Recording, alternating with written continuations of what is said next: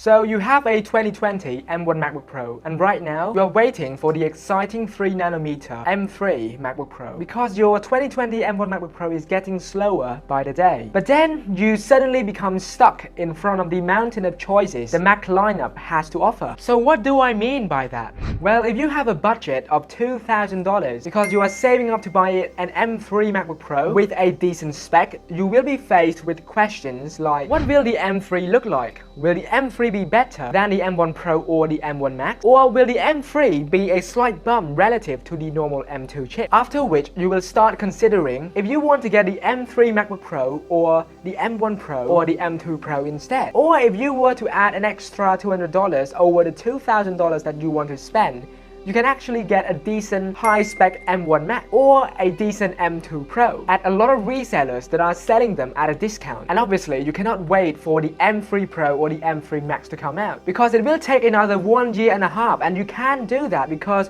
you have a demand for power. Like right now, you cannot just wait 1.5 years for the M3 Pro or the M3 Max to come out. So, do you see the situation now? There are so many choices to choose from when it comes to buying a new Mac. And right now, we are even considering future products that are going to come out into our consideration when it comes to buying something. And that is the state of technology in nowadays society. And here are my opinions if you were to stuck in a similar situation. In my opinion, the normal M3 lineup will be faster than the normal M2 and obviously the M1 as well. And it is probably going to be more efficient than the M1 Pro. However, I do not believe that the power of the M3 chip will be faster than the M1 Max or the M2 Pro because they are Pro chips, whereas the M3, albeit it is 3nm, it is not going to be as fast as the M1 Max or the M2 Pro or the M2 Max. So just by that fact alone, you can eliminate a lot of choices like the M1 Pro or the M2. And then you can start analyzing your needs. If you need the power right now, I would suggest you to just go for the Pro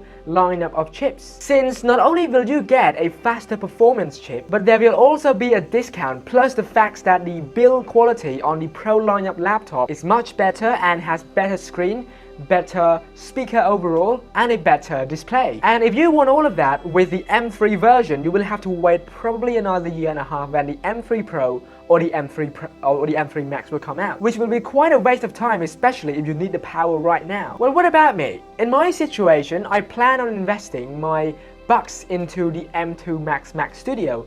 Not the laptop, but I want to invest it into the Mac Studio. Since I mostly do my work on a desk and I also already have the M1 MacBook Pro, so it's more than enough power on the go for me to travel with or to go and sit at a cafe to do my work. So my main station will be the M2 Mac Studio that I plan to buy very soon. The reason why I want to buy the Mac Studio rather than the laptop or the MacBook Pro is because it will save me up to $1,000 if I were to instead buy the M2 Macbook Pro. It will be about $3,400, whereas the Mac Studio will cost only about $2,200. And that $1,000 is a massive difference, especially considering that I already have a display and I already have a laptop that I can use if I were to go outside. However, since I am not in a rush, I also want to see how the M3 chip will perform in terms of power and in comparison to the M2 Max or the M2 Pro or the M1 Max as well. But one thing for sure is that I will not be waiting for either the M3 Pro